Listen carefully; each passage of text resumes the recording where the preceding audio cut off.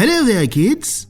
In today's vocabulary lesson, we will learn how to recognize the difference between the literal and idiomatic use of languages, and also how to use idiomatic expressions. After today's lesson, you should also be able to list some idiomatic expressions. Now, language is a means of communication, either written or spoken. It is a manner in which people express themselves. Language is used in a literal or figurative way. The literal use of a language happens when words mean exactly as stated. However, figurative use of a language happens when a phrase has a meaning that is different from what is stated. This figurative language is also known as idiomatic expression. Now let's look at the difference between the literal use and idiomatic use of a language with the following examples.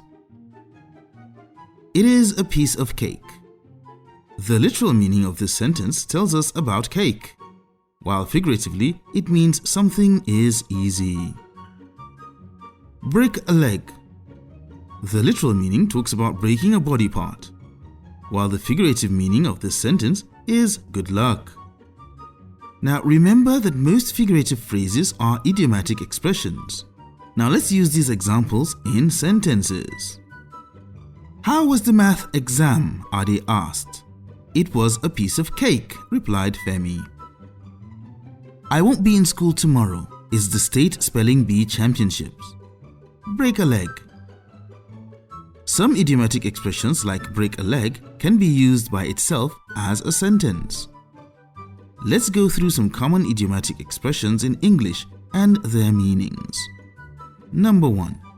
Beat around the bush.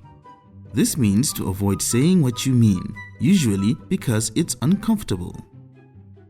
Number 2. Better late than never.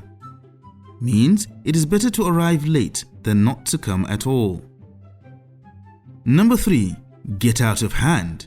This means something or someone is getting out of control.